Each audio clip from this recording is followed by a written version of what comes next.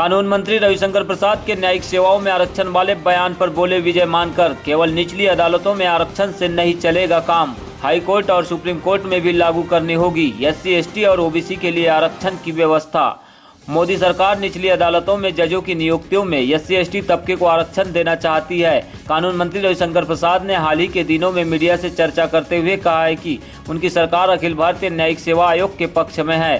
Civil service परीक्षा के pattern पर इसकी मदद से न्यायपालिका में शुरुआती स्तर पर आरक्षण दिया जा सकता है। मेरी सोच क्या है, अगर नेशनल लॉ स्कूल का पढ़ा लड़का, 7-8 साल वकालत करता हुआ लड़का यंग में अगर एडीजे बनता है, डिस्ट्रिक्ट जज बनता है, तो फिर वो 15-20 साल के बाद हाई कोर्ट पहुंच सकता है। और हम ऐसे में एससी, एसटी को रिजर्वेशन भी देना चाहते हैं, क्योंकि हमारे एसटी, एससी, ओबीसी के लोगों की एक पीड़ा होती है कि हमारे लोग जुडिशरी में कम दिखाई पड़ते हैं। And they have a point. और मैंने हमेशा चीफ जस्टिस को कहा है कि without compromising on merit you must ensure that the judicial appointment also manifests an inclusive character.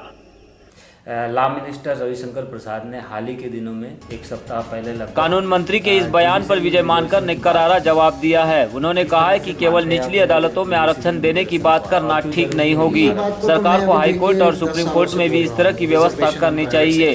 उन्होंने इस विषय पर अपने बयान में कहा है कि कानून मंत्री को आज न्यायिक सेवाओं में जो आरक्षण की बात करनी पड़ रही है, इसका एक बड़ा कारण उनकी ओर से किए जा रहे लगातार प्रयास भी है।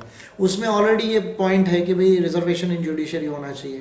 तो मुझे और फिर all India judicial services article 312(3) में ऑलरेडी है, अनुच्छेद 312(3) में ऑलरेडी है।